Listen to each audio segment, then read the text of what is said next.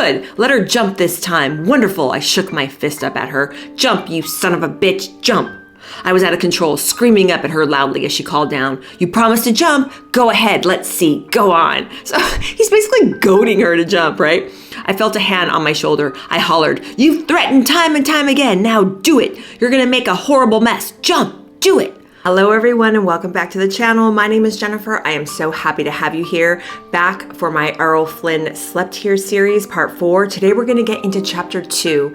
And I wanted to say, first of all, thank you for hanging in there with me. I know it's been a hot minute since I released chapter 1. If you didn't already know, my family is in Germany right now. We did a family move to Germany. We're going to be here for a few years, although we will be going back to the States. We have a residence still there, but we're here for my husband's work. Hence, I don't have my lights. I'm in a completely different setup. I haven't really set up anything yet. We're still waiting for a lot of our household effects to arrive by air and sea. So hopefully I am well lit enough. I've got practically every light on in this room that I can, and I'm facing a window, but it's a little overcast today here in Germany. But so far, really enjoying myself. The weather is absolutely beautiful compared to Texas. Right now in Texas, it's practically triple digits every single day. Hot, muggy. Here, not so much. Just beautiful in the high 70s. I am loving it. So anywho, so until I can get my setup, this is kind of where we're at. We're in a temporary house right now. We are not going to be going into our permanent place for about 60 days or so, but we're going to make do with what we have. And today we're going to be doing chapter 2 of Errol Flynn Slept Here. Today's chapter is called The Road to Mulholland. Now, if you haven't caught any of my other videos in my Errol Flynn series, I would really love it if you would go and watch that playlist. This will catch you up to speed on the king of old Hollywood, Errol Flynn, his origin story, where he came from, how he turned into this fast-living, hard-partying, hard-drinking womanizer man that took risks in every aspect of his life. He was married 3 times. He had 4 children. This guy, by the time he was 25, when he entered into Hollywood in 1935, he had lived probably the lives of like what someone would live in 60 years. I mean, he was traveling all around the bush in New Guinea and Australia, working on tobacco plantations. He was charting ships. He was like just doing so many crazy things. He was involved in the indentured servant slave trade in New Guinea. He was a petty thief on the streets of Sydney. I go into all of it. I wrote an autobiography and it was published literally, I think, a few months after he died, called My Wicked, Wicked Ways. And I've been reading this in conjunction with reading this book, Errol Flynn Slept Here, and presenting it to you. And it's a great way to give some context from Errol himself as I'm reading this book to you. But it's just crazy the amount of living this man did, the amount of chances that he took. I just have this morbid fascination with this guy. Not only was he devilishly handsome when he was in his heyday, in his youth, but just to see someone with so much promise, so much going for him, just basically just buy a ticket to the other side, live fast and dangerous, and not care at all. And in the last episode, we talked about how he entered into Hollywood. He is now married to the infamous and ravishing French silent film actress Lili Damita. So he is embroiled in a tumultuous relationship with this woman. They are very hot for each other, but unfortunately, their only connection is sexual. They basically want to tear each other apart when they're out of the bedroom. All they do is fight.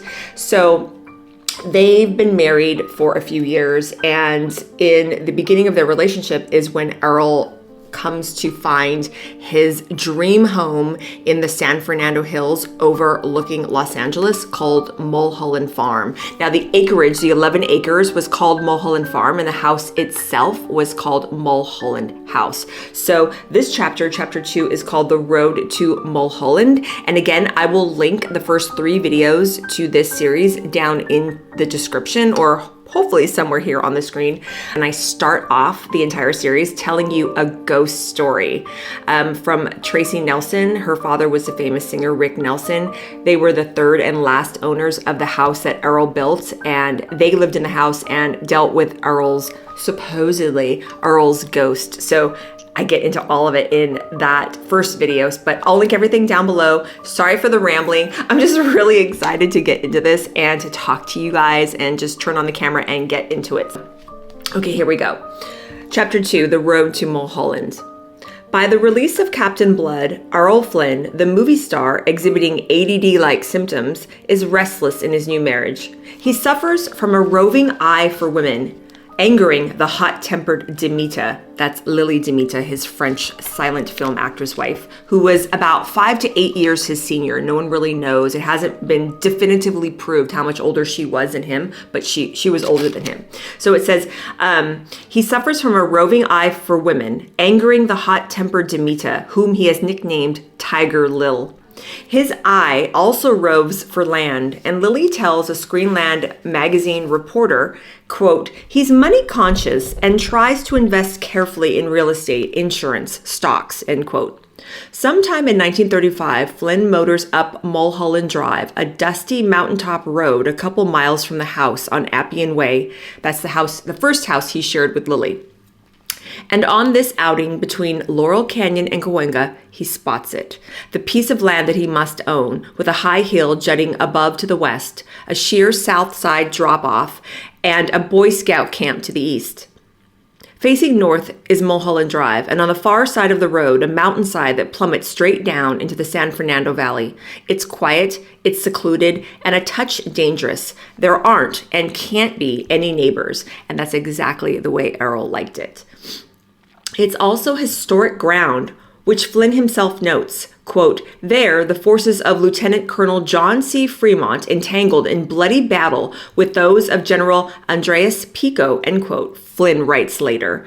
And Flynn continues, and routed them as is recorded in the Articles of Capitulation for the Treaty of Cahuenga, which passed the village, which was then a village, of Los Angeles from Mexican to American rule. And that's where his Mulholland Farm now stands. Now, I grew up in Southern California. If you are in Southern California in the Los Angeles, Orange County areas, no doubt you've heard of the Cahuenga Boulevard and Mulholland Drive and all that. And it says, and how does Flynn know about this historical information? Well, he reads it on the grave of James B. Lankershim, who was buried just a few feet beyond Flynn's property line under a 14-foot tall monument with plaques telling of notable area events. And if you're from that area, of course, you know about North Lankershim Boulevard, which runs through North Hollywood. Present-day North Hollywood. So how cool is that? And I would kind of be that kind of nerd too. If I bought a huge piece of land somewhere, I would want to find out everything I could about the historical aspects of the land, who lived there before, what happened. And that's what Errol Flynn found out about his property. And that's really cool to find out that where you built your home and your acreage is exactly where, under the Treaty of Cahuenga, the village of Los Angeles passed from Mexican to American rule. That is stinking cool. Okay, so it says, production on his second starring film, The Charge of the Light Brigade, is winding down on May 24th, 1936, when Flynn writes a check for $527.50 as down payment for this parcel of about 8.5 acres of land along Mulholland Highway. Other Flynn biographers place the purchase of the Mulholland property much later, but Flynn's check to A. Poole on May 24th confirms his 1936 purchase of this land, which will comprise his estate. He pays $1,185 per acre for the total price of $9,500. Around this time, he begins writing again and sells Warner Brothers an original screenplay created with scriptwriter William Ullman entitled The White Rajah. Now imagine that. 11 acres, purchasing in 1936, 11 acres in the Los Angeles hillside, the mountains up there in the San Fernando mountainous area. I mean, what is that worth now? What, probably a few billion? I mean, don't quote me, but it was crazy expensive to live in California when I was, living there, grew up and all that. Not as bad so much in the 80s, early 90s, but by the time I left in 2003 to move to Vegas, it was getting crazy in SoCal. So it says, Flynn uses part of the proceeds to fence in his Mulholland property. Soon, he's back making pictures, including Greenlight, a medical drama with Anita Louise and Margaret Lindsay, and The Prince and the Pauper, for which he receives $25,000 to save an otherwise ponderous picture featuring the likable 15-year-old twin boys, Billy and Bobby March. He then completes another movie called Another Dawn, a tidy romance of interest today because it pairs him with just his kind of older woman, the studio's glamour queen, Kay Francis. Flynn is already active at his property, which will be his pet project for the next 5 years. He cuts a driveway, installs gates, and a plank sign that reads Mulholland Farm. He builds a caretaker's bungalow on the front corner beside the driveway. He clears and grades what he calls the lower pasture. He installs a riding ring with jumps, a corral, and runs for animals that include ducks, geese, pheasants, and 2 wallabies sent to him from Australia. And in his autobiography, My Wicked, Wicked Ways, Errol always talks about whenever he was out with like one of his buddies or something on these weird drunken escapades of his, he would just buy like random animals and use them to like populate where he was living, or he would like have an animal with him and say if he was living out of a hotel room for whatever. He talks about one time, I forget where he was. I don't know if he was in Spain or London or something. He bought like a baby tiger or lion or something, and he named it Wellington. And he was in the cab with this freaking wild animal who I guess he said that as he got more and more sober, the cub got bigger and bigger and bigger. It was like, this guy was just so freaking nuts. I mean, Errol is entertaining if nothing else. So yeah, so he really loved animals, and he basically just had them all over his estate. And if you'll recall from the last episode, we talked about someone that he met, an Austrian photographer called Hermann Urban, and he met him on his way to Hollywood in 1935, and they kept up a friendship. And remember, I told you in the last one, Herman was the photographer and Errol was the writer. So they had probably, I believe they said like a 20-year-long friendship. And there were whispers later after Errol's death because Herman, I guess he became a member of the Nazi Party, and because of his association with Herman, it was rumored that Errol himself was a Nazi. But there are so many documentaries that I watched about it. And for example, one called Tasmanian Devil, which is fantastic here on YouTube. I'll link it in the description. And Christopher Lee, the famous Christopher Lee of the Lord of the Rings fame, he said, he started 4 movies with Errol, and he was like, no, that was fabricated lies. There were many things that Errol was, a rake, a womanizer. In his youth, he was a petty thief, all that kind of stuff. But a Nazi, he was not. So I personally don't really believe that either. Errol wasn't the type of person to live and die by a political cause. If anything, as we'll go into a little bit more into this chapter, when he was in Spain writing as a war correspondent for William Randolph Hearst, I know, like right smack in the middle of his movie career. Like he was also the type that would lament and say things like, why are men fighting like both sides? Like, I don't get it. So he doesn't strike me as someone who would, take up the Nazi cause. But anyway, so here we go. So he says, here Hermann Urban, the Austrian photographer, re-enters the picture, putting the idea into Flynn's head that it would be fun to go to Spain to observe the civil war between loyalists and fascists. Hemmed in by his marriage, bored by his restless 8 a.m. studio calls, the quote-unquote monstrously lazy and fearless Flynn jumps at the chance. In February 1937, he makes a deal to cover the war for Hearst newspapers and skips the country. Warner Brothers protests, especially Jack Warner, the head of the studio, who was, by all accounts, Errol's nemesis. So it says that Warner Brothers protests, but Flynn is already gone. Before he leaves, he handwrites a page that authorizes his business agent, William Best, to oversee, quote, my properties on Mulholland Highway. Flynn and Urban experience the Spanish Civil War close up. Reports, perhaps generated by Flynn himself, reach Jack Warner, the head of Warner Brothers Studio, that the star has been killed in the fighting. In truth, Errol and Urban spend a great deal of time adventuring, sometimes callously, through a devastated and suffering land, only to return safe and sound in April 1937. Back at work, Errol knocks off the light comedy called The Perfect Specimen with Warner Brothers' curvaceous girl next door, Joan Blondell. So in this book, it doesn't go in Errol Flynn Slept Here. It doesn't go too much into his time in the Spanish Civil War, just this little bit that I just told you. But I highlighted and saved a section of this book from My Wicked, Wicked Ways, Errol's autobiography, where he talks about why he left for the Spanish Civil War. And if you've watched any of this series, you know that this man flew by the seat of his pants. He loved adventure. He craved adventure. To him, being a Hollywood movie star was freaking boring. He hated it.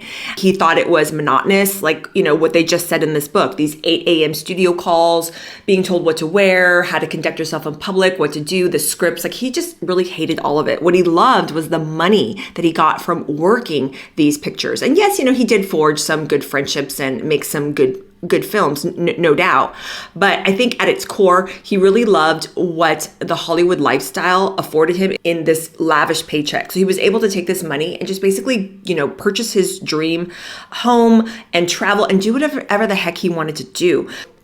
But I also think that this highly volatile relationship that he had with his first wife, Lili Damita, was the major catalyst that prompted him to want to just get the heck out of America and just go to a war zone. Think about it. Being in the Spanish Civil war zone, working as a correspondent while you're a world famous Hollywood movie star. He was like the most famous movie star in the world at that time. But he was so unhappy with the Hollywood studio system, so unhappy with his wife, Lili Damita, who by all accounts was a very, very jealous woman. And that's just the exact wrong type to marry for a personality like Errol. I really feel like he felt like a caged animal. And it talks about this huge fight that he had in a hotel in Paris with Lili. And basically after that fight, he just packed his bag and was like, screw you, I'm out. So this is a little excerpt from that gives you backstory as to why he just wanted to get the H out and just go to the Spanish Civil War in a freaking war zone. So he says, roaming the streets of Paris that morning, I knew that if I stayed any longer with Lili, it would be that I would have to kill her or get killed. I knew this. I could no longer stand the acclamation of insults and lovemaking piled up one after the other. So again, they're hot for each other, and basically the only way that they get along is when they're in bed together. So he says, so there was like a deadly stony silence when he's at the hotel packing, right? And Lili's there just like waiting and pacing to like really get to him. So he says, the reasons I wanted to go to Spain were political and heartfelt, but I also wanted to get away from this woman. Otherwise, I knew I would destroy her or she would destroy me. She was perfectly capable of destroying me because she was tougher. Lili knew this was the end. A man who chose to go off to a bitter war instead of remaining with her must be serious. And then at that time, he's not with Herman Urban, but he's with a man named Coates. He was another buddy way back from his early New Guinea days. We haven't been introduced to Coates in the Errol Flynn Slept Here book, but I'm just, telling you who he is. So he says, Coates and I were looking through the one suitcase we were going to share. It was a shabby old thing. As we packed, he explained to Lili's mother, trying to have some fun, that he was packing bombs. Actually, we put in the suitcase little rolls of film for a Contax camera I was taking to the war. The way they were wrapped, they might have looked like small hand grenades. All the time we packed, there was a running argument between Lili and me. She was getting close to violence, and I could see that look in her eyes when she was casting about, looking for something to pick up and throw.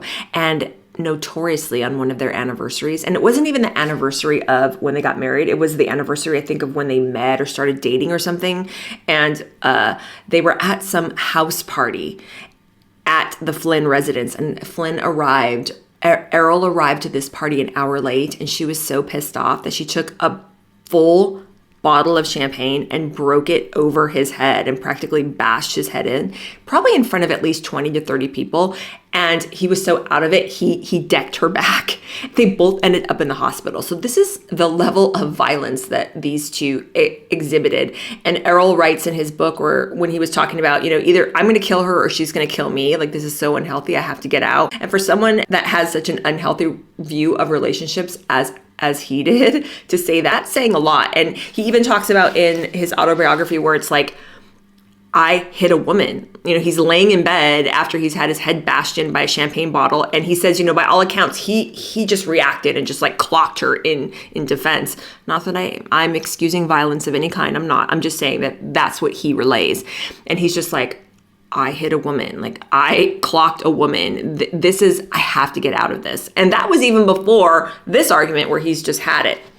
So anyway, so he's packing and he sees that she's, wanting to throw something. He can tell that she's, getting a little cray and wanting to start up with the with the violence again. So he's just trying to pack and get the hell out of there. So he says, I ran out of the apartment and called for the elevator man to halt. I reached the little cage as Lili came storming through the hall, and I managed to beat her down to the lobby. Then outside, breathless and furious, I looked up, for I heard screaming. It was Lili standing on the windowsill, yelling down that she was going to throw herself out of the window.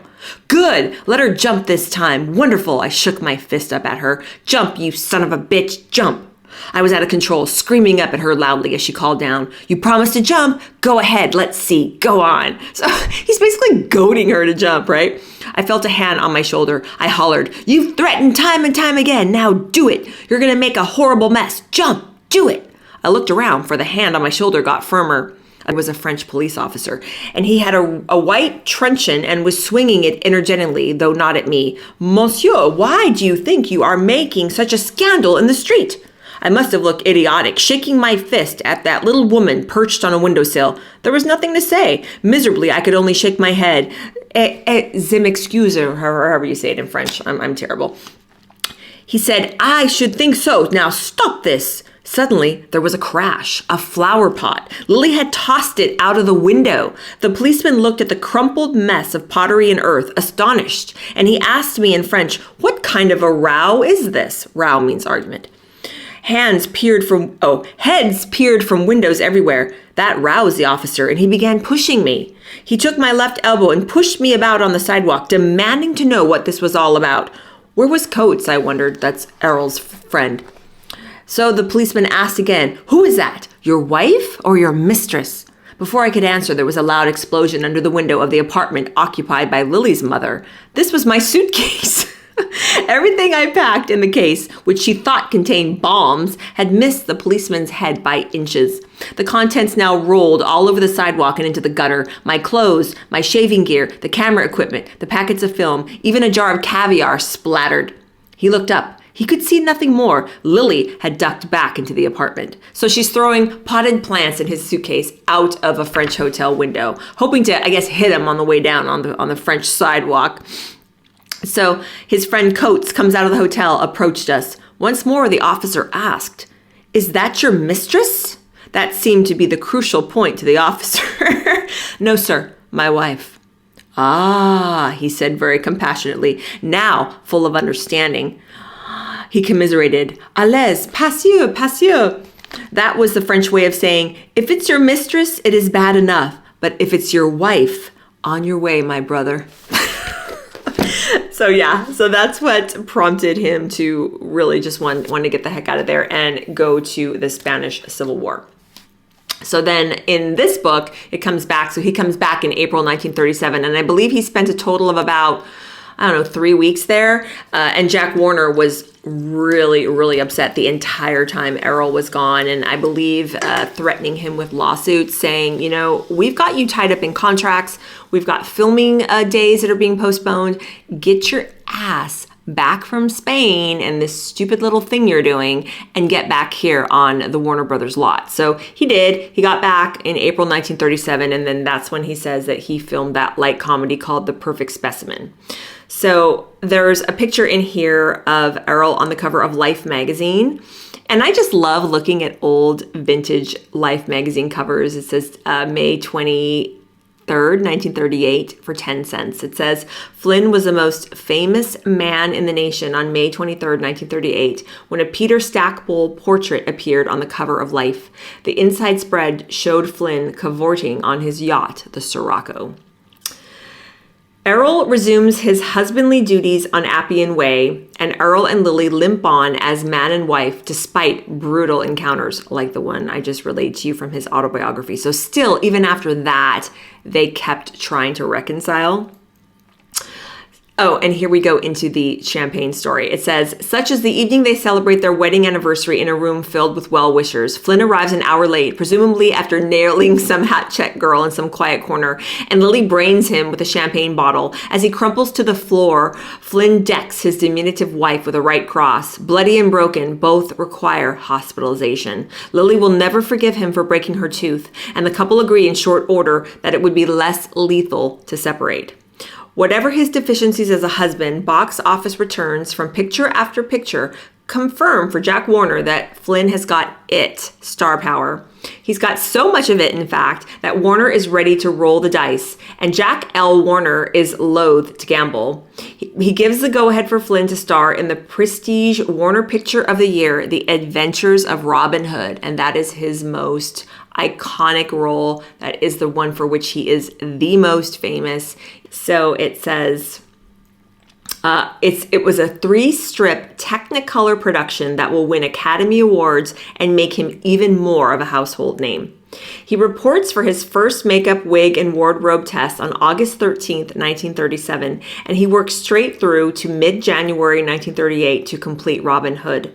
In that time, he makes a serious play for Olivia de Havilland, and we've talked about her from last episode. That was his favorite co-star, the beautiful Olivia de Havilland. She starred in 7 films with Errol. And by all accounts, they were in love with each other from afar, but I think she knew what type of man he was. She knew that they could never be entangled together, because I'm sure she knew, and rightly so, that it wouldn't be a good time, that yes, they would probably be very, very attracted to one another, but it would probably lead to heartache, because he was just such a womanizer, and everyone knew it.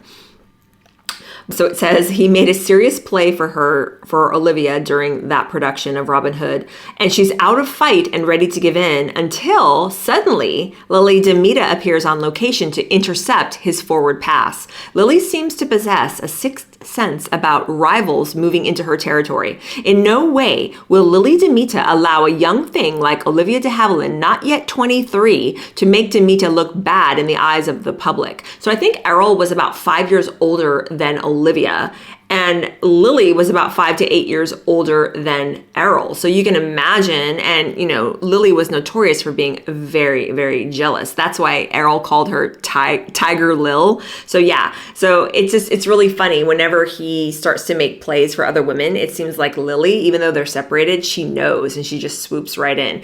She wasn't ready to let Olivia de Havilland and whatever type of entanglement that Errol might get with her to make her look bad in the eyes of the public. It says all Lili has going for her at this point, with her career ended, is her reputation and her very famous husband. Clearly, Lili's strategy to hitch her wagon to Flynn's star is failing. She has seen no career resurgence, and she is now known only as Mrs. Errol Flynn, because she was a silent film star. She was much more famous when they met, but after Captain Blood, and even more so after Robin Hood, his fame really did eclipse hers, and she had a really hard time with that. So to her, that was the only way that she could hold on to status, was to just, glob onto her rich husband and make sure that he did not get out of her clutches, even though they were miserable together by all accounts. So yes, at that point, it said that she is really only known as Mrs. Errol Flynn. He, on the other hand, no longer needs Damita to make introductions or further his own image. Now, there was only sexual chemistry. And this is Errol speaking about Lili, and he says, quote, "We were poles apart, except in bed. Mentally, woefully inadequate. Sexually, fabulous, wonderfully exciting, beautiful. All this became the source of an irritation that grew and grew." End quote. By 1938, Flynn's income flows in via several streams. In 1937, he had completed his first book, Beam Ends, which enjoys impressive success, and he sells several articles to Photoplay magazine, including the feature What Really Happened to Me in Spain. And Beam Ends is his account of basically sailing around the entire West Coast, all the way up around Australia, up to New Guinea. And he basically charted that boat. He was 21 years old, and he knew nothing about sailing. And he was with 2 or 3 comrades, buddies of his. None of them knew about sailing. He was just like, yeah, I have this boat, so I'm just going to sail it around the western continent of Australia. Yeah, let's do it. And he had even sailed partially over portions of the Great Barrier Reef, which apparently is very, very perilous and dangerous to do. And of course, this psycho crazy dude just yeah, whatever, let's do it. So that book, Beam Ends, was kind of like autobiographical fiction, but it talks about his sailing days. And Errol will go on to say in certain parts of My Wicked, Wicked Ways that I've read, where he only felt really at home and in love with life and content when he was on the ocean, because he came from seafaring people in Tasmania, and a lot of the way he designed his home was kind of like to be a home by the sea, and he loved maps of the sea, and he loved, you know, nautical type of decor and things like that. So he owned 2 boats in his life, and the first one that his mother helped him buy when he was 20 was called the Sirocco, and he ended up buying another one later in his life, which he then renamed the Sirocco. But yeah, he just always talked about his first love, even before women, was the sea. So very interesting. Flynn follows up Robin Hood with a bad comedy with Olivia de Havilland and a mediocre drama with Bette Davis. But then he scores a dramatic triumph with the first film in which he flexes his acting muscles, The Dawn Patrol, co-starring David Niven and Basil Rathbone. And David Niven was one of his English comrades, one of his best friends throughout his life. The Dawn Patrol confounds Flynn critics because it doesn't reflect the usual Flynn performance, a charming guy walking through his part. This Flynn fellow might just be an actor after all. And there is a picture of Errol in the book, and I will put it up here, and it says, "Fearless Errol Flynn sports a nasty gash after being belted with a champagne bottle by his wife at a party celebrating their anniversary." Oh, hold on a second. 50 witnesses watched Flynn spin, tighten up his fist, and deck Damita before he fell, as they, in effect, knocked each other out. And it's really sad and disgusting. I don't know why I'm laughing. Maybe it's just because it's so uncomfortable to even think about, but, you know, so it is. It says the studio explanation for why they were both hospitalized was that Errol was protecting Lili as their car veered off Laurel Canyon Boulevard and struck a wall. So he loved the fact that she was charming and sexy and, you know, like this French femme fatale thing. But then he also talked about in My Wicked, Wicked Ways that it wasn't even really a party celebrating their anniversary proper of when they got married in Yuma, Arizona. It was the anniversary of, like, I think their first date or when they had met or something. And he was basically just kind of giving the reader shit about Lili and saying, like, she's just so French. Like, she's giving a party. It's supposedly an anniversary, but it's not even our wedding anniversary. It's just some random, like, first date or when we basically just saying, like, she's just like this weird French eccentric sentimental. But I thought that was pretty funny. So it says, by now, Flynn has moved out of the Appian Way house, and he sets up womanizing operations with David Niven at 601 North Linden Drive in quiet Beverly Hills, with a weekend bungalow on the beach in Santa Monica. So he's, you know, after the hospitalization, those two separate, and now he's shacking up with his friend David Niven, and they're living in a bachelor pad on the beach in Santa Monica. And Carol Lombard, who was Clark Gable's wife, famously called their house Cirrhosis by the Sea. So I guess there was a lot of drinking and partying going on there. So it says, when he reconciles with Damita, Flynn buys the North Linden house for the two of them. In response to a reporter's question if they're headed for divorce, he snaps, quote unquote, "Go to hell." He tells another reporter, "I bought some property up on a hilltop so we could build from our own original plans, but I can't afford to start that yet." He and his faithful schnauzer Arno take the reporter, Dixon Morley, up to the worksite on Mulholland Highway. And it shows a picture of Errol's house at 601 North Linden Drive in Beverly Hills, where he lived with David Niven at first. And then apparently later he tries to live there again with Lili, but that attempt at reconciliation fails as well. So he's taking this reporter, this Morley, up to where he's having his Mulholland house built on his farm estate. It says, standing at the edge of the shelf where Flynn's house will go, Morley says, that's the reporter, the sight was breathtaking from the valley below to the mountains beyond. Flynn says proudly that he's got 8 acres, all landscaped. He buys 3 more to make it 11. Flynn says, I had some fun investigating all the nurseries in town, he says, selecting exactly what was appropriate in trees and shrubs and flowers. He points out his tool shed, the area he had leveled for a tennis court, and the corral. By this time, he has already planted foliage and ice plant that will bloom for 45 years. There should be a barn here to go with the corral, he sniffed. Would have been too, but I refuse to be gypped. Whether or not he is serious in stating that he wants to build with Lili, the Flynn-Damita reunion leads to yet another split, a process repeated for the next few years. The only thing standing between the Flynns and a divorce is the fact that they can't keep their hands off each other. But all the while, he is thinking about Mulholland. Around this time, he purchases the Boy Scout camp next door, raising his holdings to now 11 acres.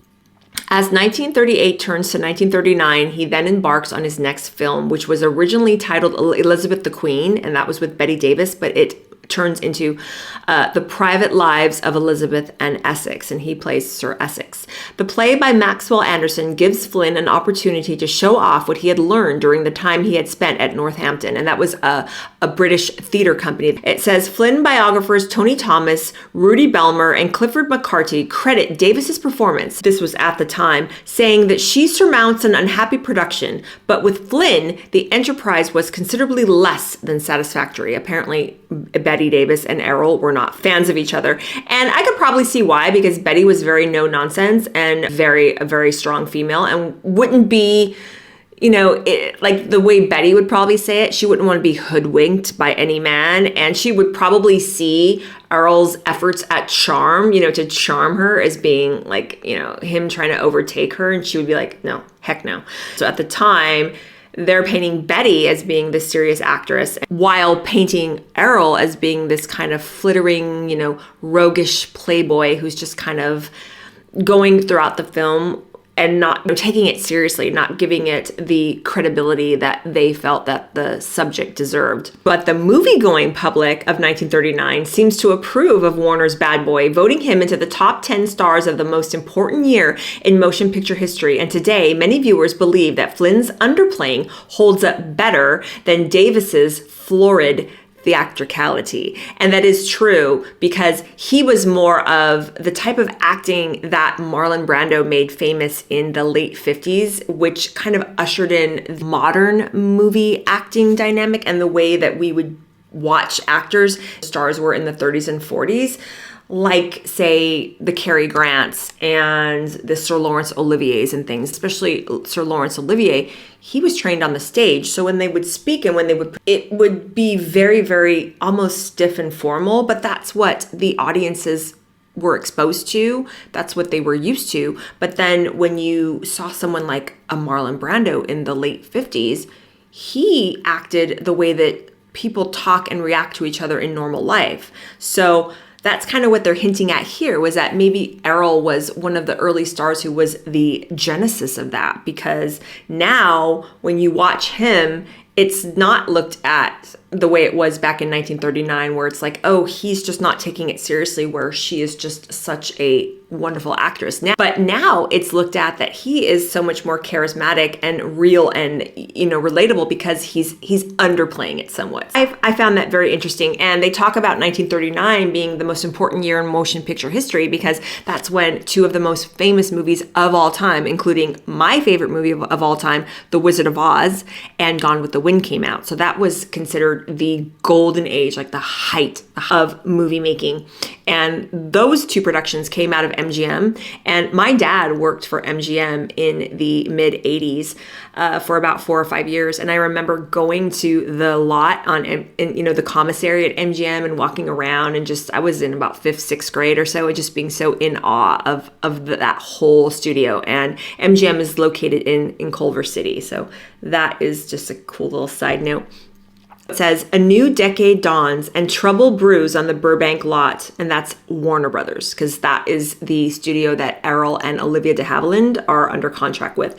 Stars like Judy Garland, Joan Crawford, Clark Gable, they were part of the MGM studio system, which, as you read in this book and in Errol's book, it was kind of seen as a little bit more sophisticated and a little bit more of grown-up movie making. They'll go into it here. There's trouble brewing at Warner Brothers, and it says Olivia de Havilland, nominated for an Academy Award for her work in Gone with the Wind, has now experienced a grown-up production with people like Clark Gable, George Cukor, and Victor Fleming, who was a very famous director. And she knows there's a world of filmmaking that transcends the Warner sound stages. Olivia is in a particularly disagreeable mood after being forced into a thankless minor role in Essex and a dusty, miserable ingenue turn in Dodge City, both supporting roles of Errol, who is now openly and nastily stealing scenes by fiddling with things during her lines. So apparently, she's a little bit pissed off that Errol's getting all the fame and all the accolades. And yes, she's famous in her own right, but she's still kind of like this bit player, or so she feels, on the Warner Brothers lot and in their productions. Whereas she was loaned out to MGM for her work in Gone with the Wind. She got nominated for an Academy Award for Best Supporting Actress. So she kind of wants that more sophisticated world over at MGM. So she's kind of being pissy. Her dissatisfaction imparts Flynn because the studio decides not to cast Olivia de Havilland in 2 of his A pictures of 1940, Virginia City and The Seahawk, or to team Olivia with Errol in a new urbane detective series patterned after William Powell and Myrna Loy's The Thin Man. Olivia does appear with Flynn in Santa Fe Trail, which is a fictional account of the outbreak of the American Civil War, with Olivia's role rewritten to be more tomboyish and involved. And I actually watched that movie a couple of weeks ago before we moved, and it was quite sweet. They're very cute. If you've never watched an Errol Flynn, Olivia de Havilland movie, they had an undeniable chemistry, those two. They were actually quite sweet. So it says, but the trend is downhill for the on-screen lovers, and Flynn's films are suffering as a result, because the movie-going public like to see those two together. Why should he care? He's making money at the rate of $6,000 per week in a time when others in America are burning their furniture for heat. By some accounts, he hasn't softened much in temperament. Hollywood writer Adela Rogers St. John's describes the Flynn of these years by noting, quote, his air of rather flippant arrogance, end quote. In 1940, as Flynn hears the siren's call of Mulholland and leads a life of elegant bachelor solitude, remember with his pal David Niven, Damita slinks in for one final attempt at cohabitation. And Dr. Herman Urban, remember the Austrian photographer? And Dr. Urban shows up to spend time with the couple.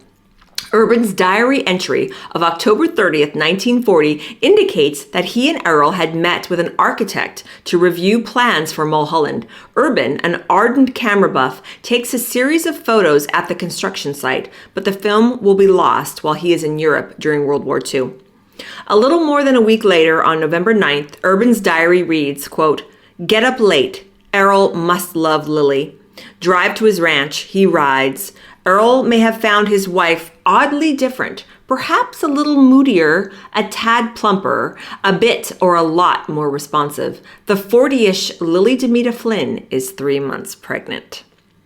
And there's some pictures of Errol and Lili in the book, and one of them is they're posed in front of his yacht, the Sirocco, during a truce in 1938, and it says, God, they were good looking, says actress Evelyn Keyes in her autobiography. Evelyn says about the two of them, quote, she had an extraordinary figure that fairly undulated, and Errol Flynn, he was so beautiful, it stopped my breath. And then there's another picture of Errol with a pipe in his teeth, and it says, Flynn enjoys a day at the beach with his pals, including Patrick Knowles, who appeared with him in 3 films, including The Adventures of Robin Hood.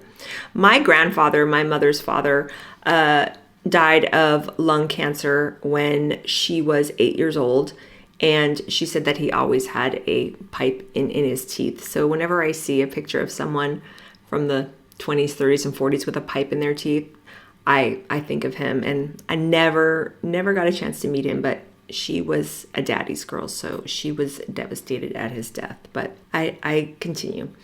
In 1941, Flynn and Damita, now noticeably with child, agreed to divorce. It is the end of years of love and hate, dominated by loud and sometimes public fights. Errol describes these battles as, quote, bitter. Talk that can twist the guts when the wits are keen, the language violent and dirty. You do not care. You are hurting each other. You intend to hurt, end quote. After years of discord, the pregnant Lili says with a smile, now I have you. And she does, and Flynn doesn't even realize it. He's too busy building his bachelor pad on Mulholland Highway. During legal proceedings, Damita's attorney offers Flynn the option of making a lump sum payment to settle the divorce. He chooses to make monthly alimony payments instead, figuring that Lili would remarry and his obligation would be ended. By this time, he needs cash to offset cost overruns that accompany the ever-changing blueprints for his home now under construction. It becomes the ultimate irony, which he chooses never to write about in his own autobiography. In order to build his house, he opts to make monthly alimony payments. In 15 years, the inability to make his monthly alimony payments will cost him his house. The project proceeds slowly, as witnessed by a features writer, Ginny Wood, who periodically visits the Mulholland property. Many times I had seen it during the initial landscaping and leveling off of the home site. There, it had always ended. Time and again, blueprints would appear, were discarded, and new ones begun. Flynn makes more movies: Footsteps in the Dark, a detective picture, and Dive Bomber, a service drama set in San Diego that receives the cooperation of the U.S. War Department to show off Navy air power in Technicolor to increasingly hostile Axis powers. In the summer of 1941, Flynn begins filming the story of fearless, charismatic General George Armstrong Custer, inventor of Custer's luck.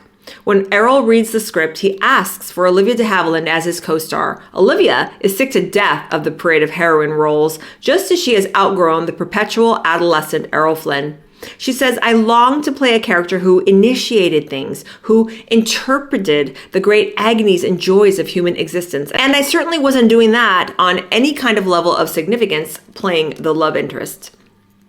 She's now an accomplished actress who has worked outside of Warner Brothers, so it's a surprise when she reads the Custer script and agrees to participate, to Flynn's delight. Production of They Died with Their Boots On will usher in the best year of Errol Flynn's life, and the last really good one, even though he will live on for 18 years, including a decade at Mulholland Farm. There are a few really cool pictures of Errol in the book, in this part of the chapter, and one of them is with FDR. And it says, after wrapping Dodge City, his first Western, Errol Flynn traveled to Fort Myer, Virginia in February 1939. There he rode President Franklin's entry in a horse show. With such star power brought to bear, it was no surprise that the president, his horse, and Errol Flynn won an award. Here, Flynn poses with FDR at the event, beginning an association that Flynn would cherish for the rest of his life. During his years at Mulholland, he displayed an autographed photo of FDR in a frame beside his desk. An inscribed photo from Eleanor Roosevelt was nearby. And then there's a cute little picture of him with some of his animals on the farm, and it says, long before he began construction of his house, Flynn had accumulated quite a menagerie, which he kept in pens and in a barn built on the lower pasture at Mulholland Farm. Here in 1940, Flynn takes a break from production of the Seahawk to cavort in the pens with a goat just born there and a lion-hound puppy from the first litter of the breed ever born in the U.S. During this period, a caretaker living in a bungalow at the edge of the property kept all in order. And during this time, he also liked to frequent a lot of nightclubs because, of course, Errol loved to party and drink. And there's a couple of really cool photos in the chapter in the book. One is of Errol partying at this nightclub called Sunset Boulevard, which is owned by someone named Earl Carroll. And the picture's from 1938, December 26th. And it's showing rumored bisexuals Lili Damita and Marlene Dietrich are sitting in the center. And on the outer edge there is Anne Boyer Warner. She's the wife of Jack Warner. And the two gentlemen are, one's obviously Errol and one's Jack Warner, sharing a laugh. And then there's another picture of Errol dancing with Jack Warner's wife. And it's kind of funny. It looks like they're dancing in a conga line or something. And it says, watch those hands, Flynn. Earl admitted to having the hots for Jack Warner's wife, Anne, who was at the time carrying on a wild affair with Eddie Albert. And that would ultimately end Albert's career at Warner Brothers. And here they dance at the grand opening of that club called Sunset Boulevard. So that is the end of chapter 2. Chapter 3 is going to be entitled Bachelor's Paradise, and we're going to get into more about Mulholland House and Mulholland Farm and all the craziness that took place up in his little secluded area of Los Angeles. So that is chapter 2. What did you guys think? I love this book. I love this book. It is so, I mean, it's crazy how wicked this man really, really was. But again, morbid fascination, right? The next chapter is going to be chapter 3. It's going to be called Bachelor's Paradise. We will go into how he finished up building Mulholland House on Mulholland Farm, his 11-acre estate, everything that went on up there, all the wicked, wicked ways. And from my reading in Errol's autobiography, you know, he did so much living before the age of 25, and he was basically just kind of world weary and just jaded and just had done so many kind of unsavory things, you know, in his life up to that point. And he did it in relative obscurity. No one knew who he was. You know, he was able to carry on and do whatever he wanted to do. He got famous, and I think that's really why he wanted Mulholland Farm.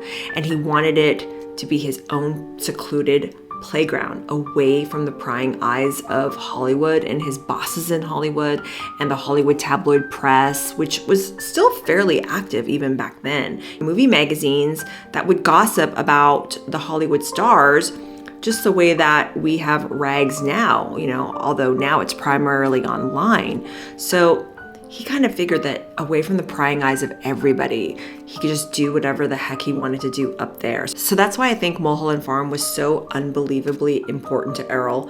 It was just a place where he could really, really let loose and be himself without rules, without restriction, basically. So I hope you guys enjoyed this chapter, and I hope you will join me on chapter 3 coming very, very soon. I promise I will not make you wait as long for that one. Thank you so much for watching. I will talk to you very, very soon. Bye.